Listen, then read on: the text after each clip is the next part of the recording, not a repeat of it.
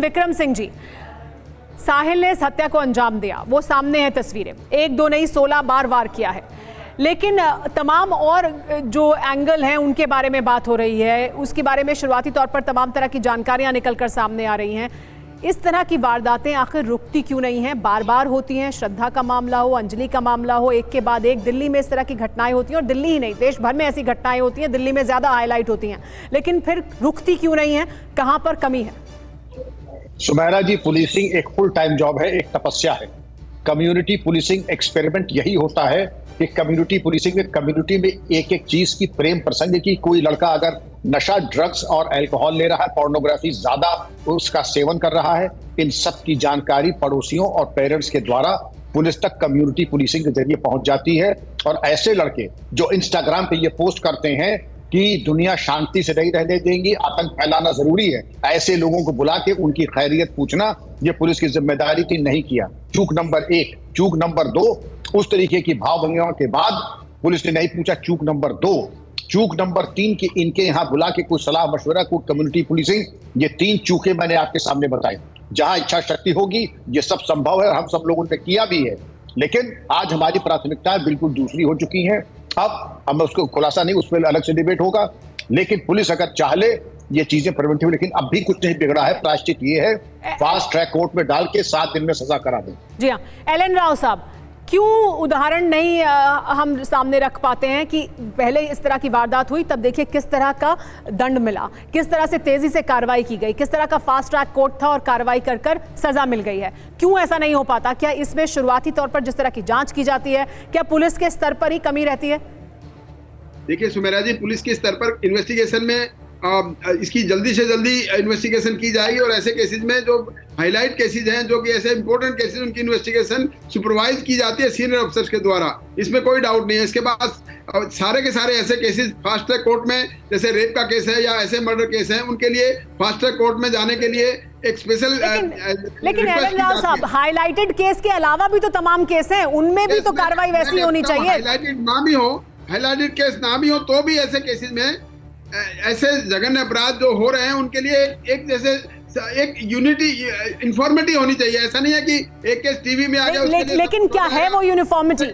क्या है वो यूनिफॉर्मिटी? क्या हम देखते हैं कि कोई भी अपराध होगा उसे एक तरह से डील किया जाएगा, उसी गंभीरता से देखा जाएगा क्योंकि ये हाईलाइटेड है, मीडिया में इसकी चर्चा हो रही है, इस तरह का जघन्य अपराध है, इसलिए इसमें ज्यादा तत्परता से कार्रवाई होगी, बाकी मामलों में नहीं होती है? क्या ये फर्क दिखाई देता है? सुमेरा जी, मैं एक बात करना चाहूंगी। मैं आ रही हूँ आपके पास। जी राव साहब, देखिए ऐसा फर्क दिखाई पब्लिक के लिए जरूर डेफिनेटली दिखाई देता है, लेकिन पुलिस के लिहाज से हर केस उसके लिए इंपॉर्टेंट है, चाहे वो छोटा है बड़ा है, ये डिपेंड करता है वहाँ की पर्टिकुलर पुलिस के डिपार्टमेंट पे पड़ता है, उनके सीनियर अफसर पे पड़ता है कि वो जो इंस्ट्रक्शंस है, ये इंस्ट्रक्शन सभी केसेस के लिए होती हैं, वो अक्सर से पालन हो रही है कि नहीं हो रही है। लेकिन राव साहब आप ऐसा कह रहे हैं कि सारे केस पुलिस के लिए बराबर होते हैं, लेकिन आमतौर पर आम लोगों को ऐसा नहीं लगता। आम लोगों का जब पुलिस से इंटरेक्शन होता है उनको ऐसा नहीं लगता। डॉक्टर जयंती दत्ता, क्या ऐसा है?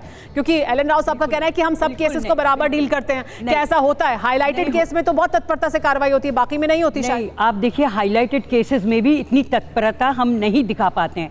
प्रोएक्टिवली विक्टिम के सपोर्ट में अनफॉर्चुनेटली हमारा लीगल सिस्टम कहीं पे सामने नहीं आ पाता है। आप देखिए, जब आप कत्ल हो जाती इतनी बेरहमी से, आप पीसेस काट देते हैं और कोर्ट में जाके जो परपिट्रेटर है वो मुकर जाता है, तो आप कह दे तो हमारे पास इनफ एविडेंसेस नहीं है। अब इस तरह के केस में आपको इससे ज़्यादा एविडेंस क्या चाहिए? जब इतने दफ़े वो चक्कू मार रहा है, इस तरह से उसके पत्थर से अटैक कर रहा है, किसके पास इतनी हिम्मत है कि वो आगे आके सपोर्ट में आए? क्योंकि उसको ये डर है कि उसके परिवार वाले जो हैं वो भी सपोर्ट में नहीं आएंगे। पुलिस तो आती ही नहीं है। जो लीगल सिस्टम है, आप बताइए ना, कहाँ पे है आपके पास? 8 साल तक निर्भया के केस में हम लोग लड़े, अब हर केस के पीछे 8 साल 10 साल, हर एक के पास इतना टाइम नहीं होता है। कहाँ पे आपने फास्ट कोर्ट कहा, लेकिन कहाँ पे? निक्की के केस में फास्ट कोर्ट कामयाब है क्या?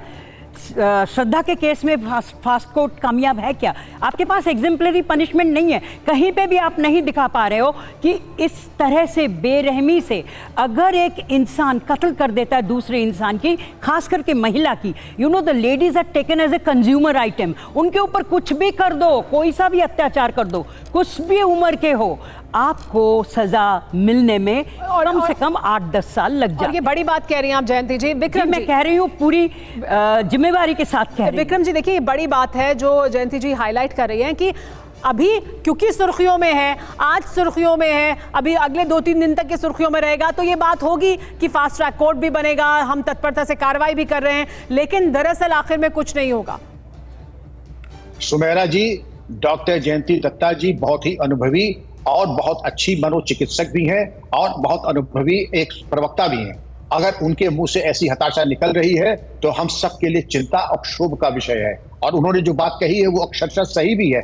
और अगर इसमें वाकई परिवर्तन करना है, आप ये देखें कि हमारा कन्विक्शन रेट निर्भया में हमने कह तो दिया कि 3 कानून बदल दिए, लेकिन चले बहुत पहुंचे कहीं नहीं। जो कन्विक्शन रेट है वो नीचे आ गया, जमानतें बढ़ गई।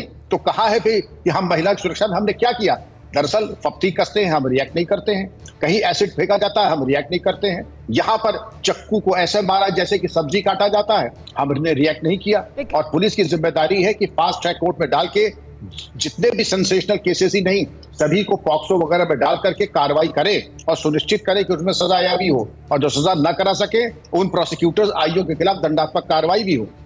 लेकिन ऐसा होता नहीं है, और इसी वजह से इस तरह की जो वारदातें हैं वो एक के बाद एक होती हैं। ऋतु रोणी का एक बार फिर रुक करेंगे। ऋतु रोणी, आप वहां मौजूद हैं साहिल के घर के पास, वहां पर आप सुबह से लगातार इस कवरेज को कर रही हैं। क्या और साहिल के बारे में जानकारी मिली है? किस तरह का जीवन जीता था? क्या वाकई उसके किसी तरह के लोगों के साथ ऐसे संपर्क थे जिसकी वजह से कोई बड़ी साजिश हो सकती है साक्षी की हत्या के पीछे?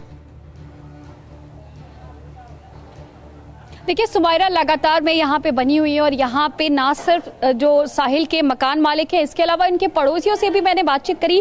सभी लगातार यही कह रहे हैं कि वो स्वभाव से तो ऐसा नहीं लगा और उसकी बातचीत से कभी नहीं लगा। हालांकि बहुत कम बातचीत होती थी, उसकी मौजूदगी यहाँ कम होती थी। और इस वक्त फिलहाल कुछ लोग भी हैं वापस आपके पास आते रहेंगे और जानकारी लेंगे, लेकिन ऋतु का ये कहना, वहां पर आसपास जो लोग मौजूद है उनका ये कहना है कि बहुत कम घर पर रहता था, ज्यादा वो नहीं जानते थे उसे, ज्यादा बातचीत नहीं होती थी। लेकिन इस तरह के जघन्य अपराध को अंजाम दिया है साहिल ने। जितनी भी सजा उसे दी जाए उसके लिए कम है, लेकिन क्या उदाहरण बनाया जाएगा इस मामले को ताकि और मामले ना हो इस तरह के?